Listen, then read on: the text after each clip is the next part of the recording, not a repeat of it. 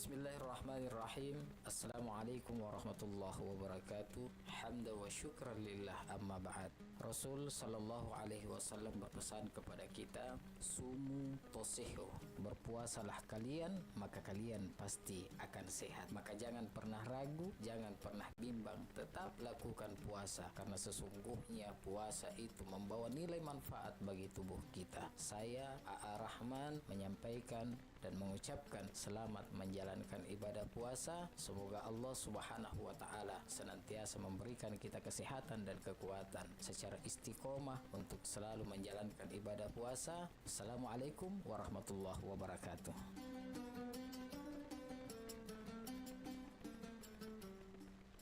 Tutup mata kamu. Konsentrasi. Seberapa kuat kamu beberapa detik dari sekarang?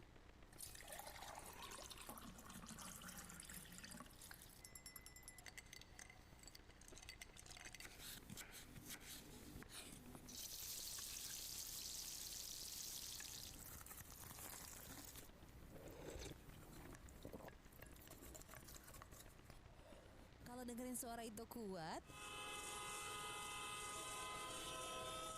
dengerin orang klakson di jalan juga harus kuat. Jaga hati, jangan emosi. Kabar Ratna Pro 4.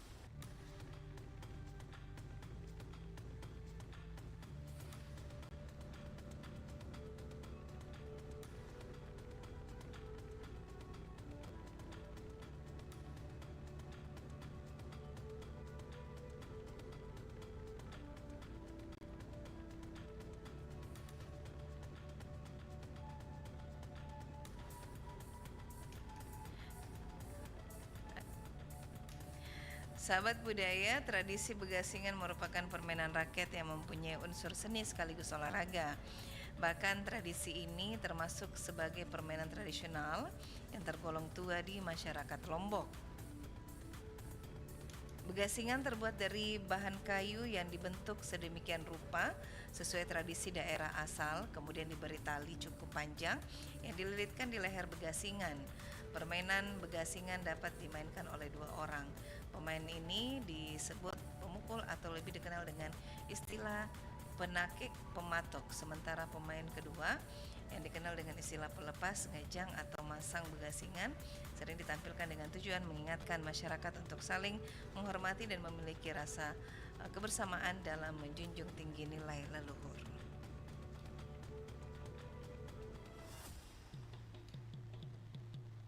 Demikian Kabar Ratna Pro 4.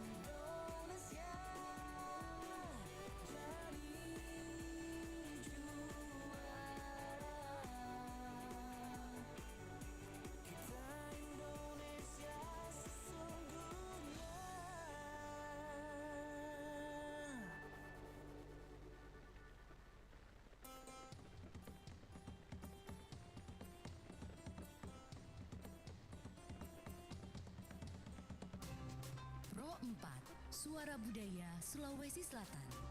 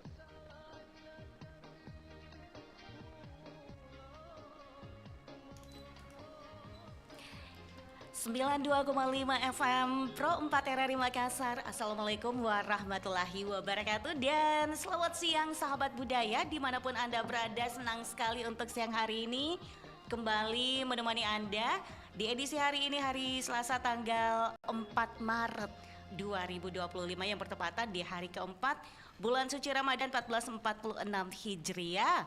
Dan kali ini dalam program acara yaitu obrolan seni budaya.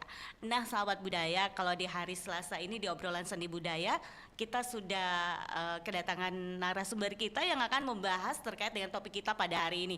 Topik kita kali ini adalah pentingnya wadah kreatif dalam mengembangkan industri musik. Kebetulan di studio sudah hadir ya narasumber kita sebagai anak muda pelantun lagu keroncong.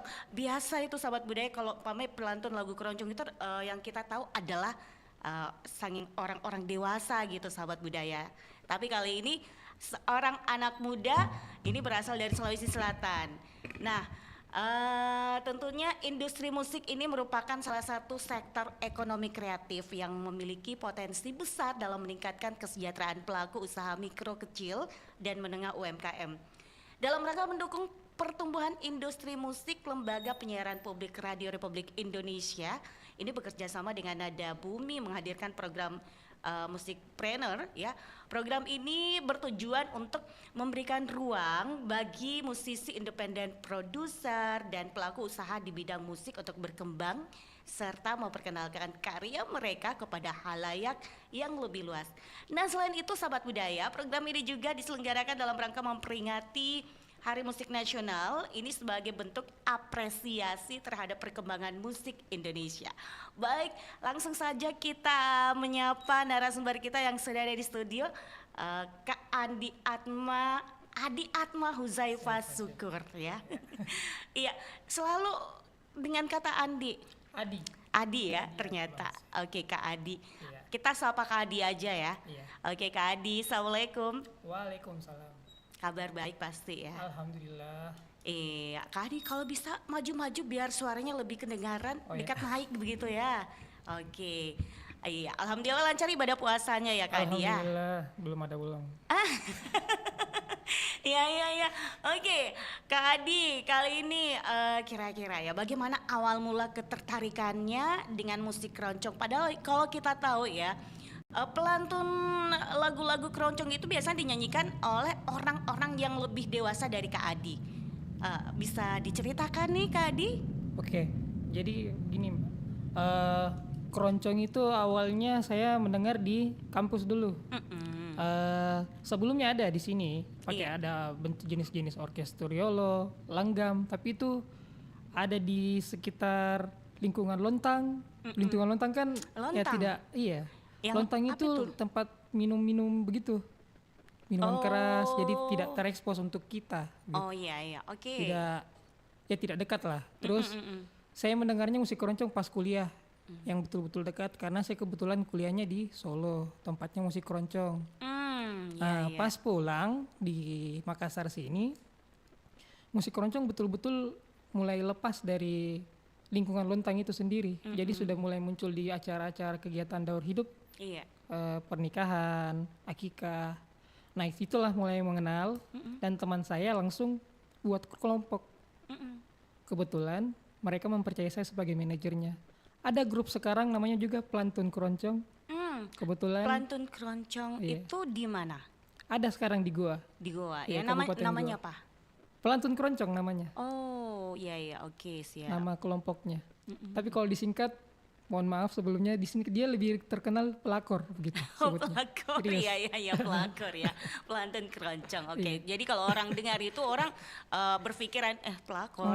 Nah, ternyata dari pelakor itu adalah pelantun keroncong Iya, ternyata. Oke. Nah, kira-kira nih Kak Adi, apa sih tantangan yang dihadapi sebagai musisi muda nih, khususnya dalam melestarikan dan mengembangkan musik keroncong di Sulawesi Selatan ini, Kak? Dalam pengembangannya sebelumnya pelantun keroncong itu agak susah ya, Mbak. Soalnya banyak senior-senior, terus mereka masih muda. Tapi kebetulan akses seperti media sosial itu mungkin kita yang lebih ini ya. Soalnya kami memperkenalkan langsung di Instagram, Facebook, apapun itu di YouTube. Jadi alhamdulillah pelantun keroncong saat ini mulai diterima di masyarakat, mulai diterima, sudah banyak bermain di acara pernikahan, bahkan event-event pemerintahan pernah. Iya, apakah termasuk keroncong yang original atau mungkin keroncong yang dimodifikasi? Kan biasa seperti itu, ada keroncong yang dimodifikasi. Kalau di pelantun keroncong itu pure dimodifikasi, jadi ada kita sudah mulai pakai drum akustik. Iya. sudah mulai memasukkan unsur-unsur DTX atau EDM, terus jenis-jenis orkestra juga sudah masuk dalam situ. Iya, tapi susah tidak belajar yang namanya menyanyi lagu keroncong? Karena kalau orang biasa belajar lagu-lagu kan itu dimulai dari yang dasarnya dulu ya, nada dasar ini gitu. Terus tangga nadanya harus dipelajari juga. Nah, kalau lagu keroncong sendiri, menurut Kak Adi, susah tidak untuk mempelajari dari lagu-lagu keroncong ini, Kak? Kalau secara nada, terus melodi dasarnya itu mudah, tapi kalau melodi cengkok-cengkoknya itu agak yang rumit. Nah itu gitu. dia. Gimana caranya sehingga bisa lebih mudah dengan cengkok-cengkoknya? Kalau kembali lagi kalau di musik itu ya latihan, praktek, betul-betul praktek. Kalau di Butuh musik, berapa iya. lama ini? Butuh berapa lama ya? Kebetulan saya bukan penyanyi, tapi kalau saya lihat teman saya yang sebagai penyanyi itu ya prosesnya lumayan lama. Justru malah Lumayan lama. butuh tidak usah cengkok dulu lah, teknik vokal dulu. Teknik vokal dulu ya. Karena tanpa teknik vokal itu mana bisa untuk bernyanyi gitu. Apalagi lagu-lagu keroncong kan tingkatannya itu sulit sekali Sulit, kan. Butuh belajar sampai bertahun-tahun bahkan ya. Oke, nah kira-kira nih Kak Adi, apa saja kegiatan atau komunitas musik keroncong yang ada di Sulawesi Selatan nih Kak Adi? Alhamdulillah sudah ada respon-respon dari pemerintah. Iya. Jadi kemarin Taman Budaya khususnya di Sulawesi Selatan dia mengadakan hampir tiap tahun itu Tiap program ya. Kan kalau di Makassar sini keroncong itu lebih akrab disebut langgam. Langgam, Ya, iya. langgam Makassar begitu. Saya kira beda langgam dengan keroncong. Sangat beda, tapi Iya. lebih terkenal di sini langgam itu. Oh iya. Kalau iya. keroncongnya sendiri justru malah lagu keroncong tidak terlalu banyak didengarkan. Tapi langgam itu kan biasanya fokus sama lagu-lagu daerah kan? Lagu daerah, ya. Lagu daerah Makassar bahkan. Ya. Uh, uh, uh, uh. Nah, teman-teman yang berkembang saat ini Iya. fokus di langgam itu sendiri. Langgam Makassar itu Iya, pakai lagu iya, daerah. iya. Oke. Tapi Uh-uh. di kelompok kami sudah mulai mengcover lagu-lagu Indonesia, lagu-lagu jadul. Paling senang itu penonton sukanya lagu jadul tapi dibuat baru. Dibuat baru Iya. ya. Contohnya lagu apa itu? Lagu apa ya? Kayak lagunya Nika Ardila. Kayak gimana? Bisa dicontohkan lagunya nih Kartila kayak seperti apa itu dilanggamkan? Mempunyai gimana susah? Tekniknya tetap Nika Ardila, musiknya iringannya yang keroncong. Iringannya keroncong Tapi teknik tetap. vokal-vokalnya kita tetap mengikuti Nika Ardila itu sendiri. Oh iya iya. Jadi teknik vokalnya tetap seperti Nika Gaya, Ardila, gayanya Iringannya gitu. yang berubah. Iringannya yang berubah gitu, iramanya. Irama keroncong. Oh, iramanya yang dirubah gitu ya. Oke, nah Kak Adi, bagaimana cara agar musik keroncong ini lebih diminati oleh para generasi muda saat ini? Karena kalau kita lihat sekarang, anak-anak muda, generasi muda itu lebih doyan yang namanya K-pop. Nah, kalau Kak Adi, gimana nih supaya lebih minat ke generasi mudanya? Oke, kembali lagi kalau tadi kakak bilang K-pop itu promosinya bagus. Bagus ya. Dia promosinya Bagus besar. juga promosinya ini. Nah, makanya kembali lagi musik keroncong promosinya yang harus bagus Ya. juga. Iya, Seperti itu sih. Cara promosinya kayak gimana Kak Adi? Sebelumnya rekaman dulu karena banyak yang orang kurang rekaman. Mereka cuma langsung main, rekam, upload begitu. Upload di YouTube, upload di Instagram padahal tidak melalui proses rekaman yang lebih lebih proper begitu. Semestinya mereka teman-teman rekaman yang baik, betul-betul rekaman di studio rekaman, Yes. terus diupload di Media sosial. media sosial atau platform digital. Kan banyak itu platform digital musik, ada Spotify, Apple Music, ada sekarang distribusi Yes. di Makassar sudah banyak juga, alhamdulillah. Oke, baik kalau begitu ya. Jadi ini penting sekali namanya peran media sosial kan. Seperti itu. Peran media sosial saat ini kan sangat dibutuhkan sama dari kalangan siapapun. Baik itu kalangan anak muda, orang dewasa, itu penting sekali namanya media sosial.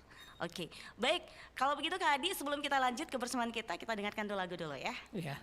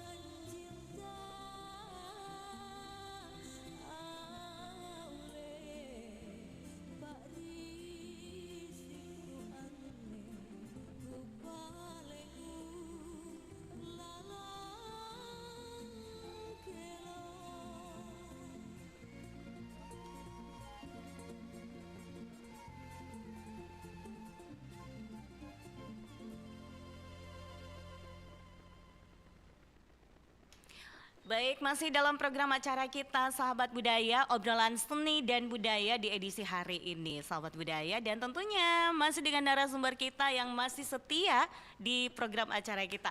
Baik, Kak Adi, kita lanjut lagi ya obrolan kita. Masih semangat kan? Masih ya. Walaupun menjalankan ibadah puasa tetap semangat gitu ya Kak Adi. Oke, nah ini dalam rangka mendukung pertumbuhan industri musik, Lembaga Penyiaran Publik Radio Republik Indonesia nih bekerja sama dengan Nada Bumi menghadirkan program Musikpreneur gitu ya. Nah, program ini bertujuan untuk memberikan ruang ya bagi musisi independen dan produser serta pelaku usaha di bidang musik untuk berkembang serta memperkenalkan karya mereka kepada halayak yang lebih luas. Nah, selain itu program ini juga diselenggarakan dalam rangka memperingati Hari Musik Nasional sebagai bentuk apresiasi terhadap perkembangan musik Indonesia nih Kak Adi. Nah, kira-kira nih bagaimana dengan keberadaan wadah kreatif? Apakah ini diperlukan untuk membantu musisi muda untuk mengembangkan karir musik nih Kak Adi? Sangat-sangat diperlukan. Jadi Sangat diperlukan. karena bagaimana musik, percuma kita berkarya kalau tidak ada yang promosi. Yes. Padahal kita contoh lagi kembali ke K-pop atau musik apapun di luar itu, dia menang dari segala jenis promosi. Bahkan promosinya sudah besar, bukan cuma promosi aplikasi, dia memasuki promosi media industri besar seperti film dan yang lain-lain. Seperti itu. Jadi dengan adanya program Musikpreneur ini sudah sangat membantu sih, sangat malah membantu. Karena di situ kita bisa memberitahukan bahwa ada loh karya kita yang baru ini, seperti itu. Oke. Nah, adapun Musikpreneur adalah sebagai wadah kreatif nih ya Kak Adi. Nah, kira-kira bagaimana pengalaman tersebut ini membantu dalam mengembangkan karir musik nih Kak Adi? Iya. Kembali lagi kalau masalah promosi, saya sangat percaya ketika lebih sering digempar karya itu bagus karena promosinya yang bagus. Kita kembali contoh lagi ke film-film, dimanapun bagaimana film itu bisa berkembang karena promosinya sangat gempar. Bukan cuma di satu tempat, bahkan di banyak tempat yang lain.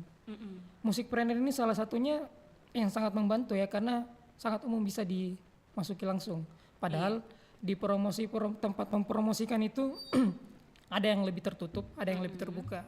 Nah, kebetulan setahu saya dan bayangan saya, Musikpreneur ini sangat terbuka untuk musisi-musisi di luar.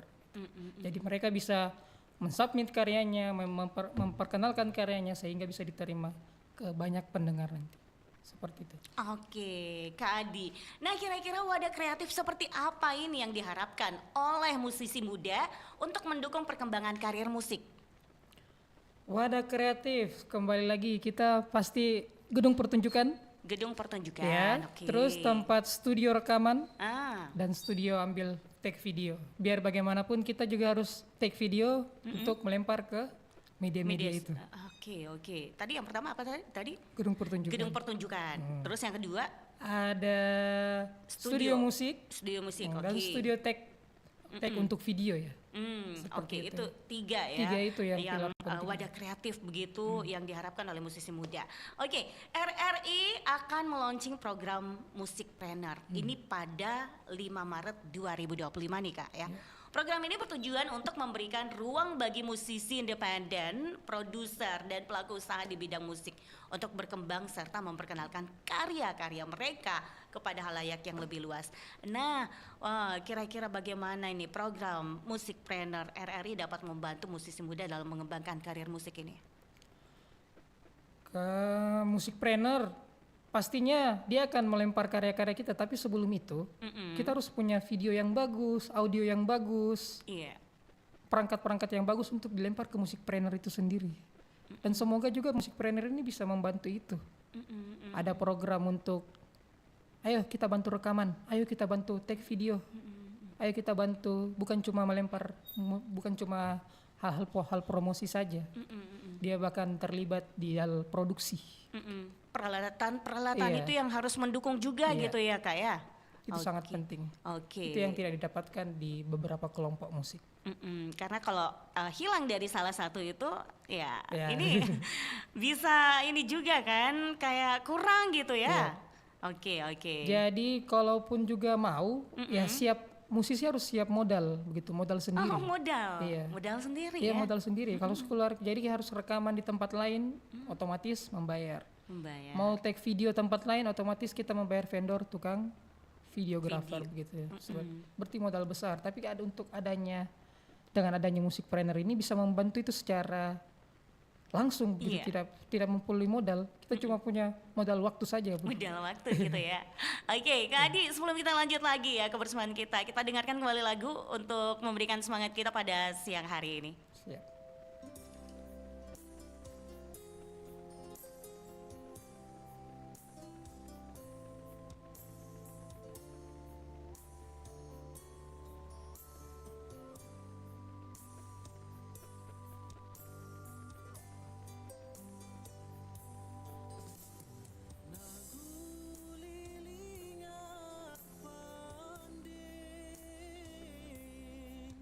Sasangan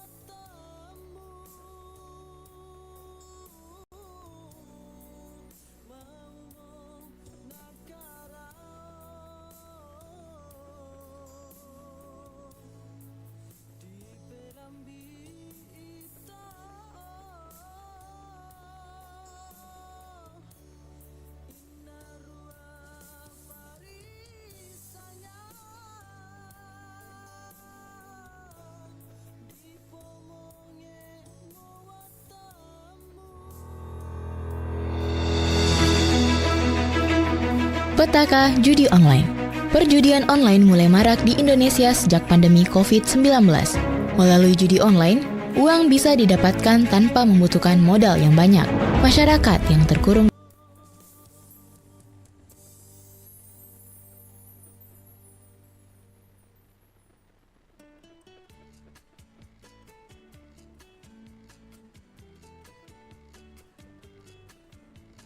Siapa yang tidak mengenal tempe? Seluruh masyarakat Indonesia pasti mengenal makanan yang satu ini. Dan tidak ada yang menduga bahwa cita rasa yang sederhana itu pun membuat dunia jatuh cinta.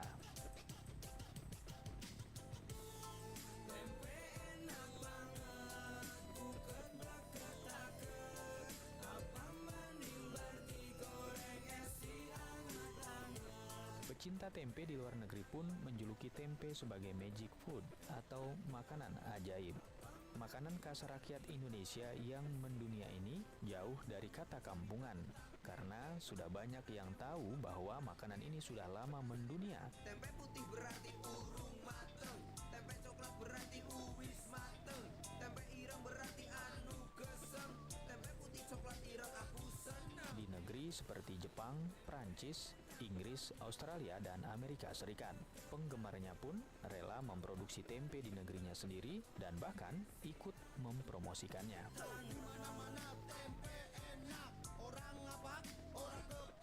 Di Jepang ada Rustono yang sukses menjadi pengusaha tempe.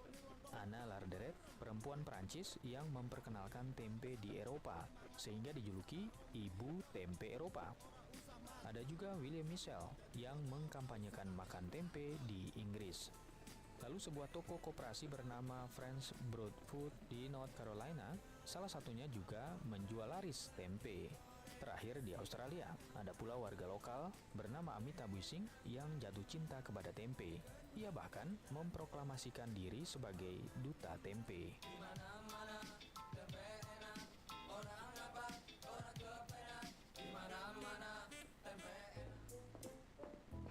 Nak, ini obat cacingnya diminum. Iya, Ma. Sementara itu, Kapten Anti Cacing menyusuri perut hingga mendarat ke usus. Dan tiba-tiba, akulah Kapten Anti Cacing, pembasmi cacing perut. Saatnya bersih-bersih. Serangan pembasmi akhir.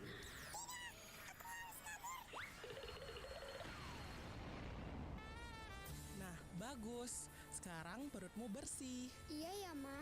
Terima kasih. Ingat anak-anak, minumlah obat cacing 2 kali dalam setahun, agar aku bisa terus beraksi melawan cacing dalam perutmu. Langkah kecil ini membuat perbedaan besar. Pastikan tubuh tetap bersih dan bebas penyakit.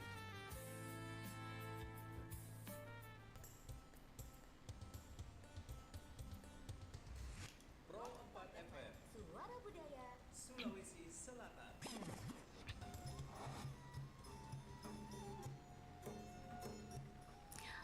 Baik sahabat budaya, masih dalam program acara kita obrolan seni dan budaya, dan kita masih membahas tentang wadah kreatif dalam perkembangan industri musik bersama Kak Adi.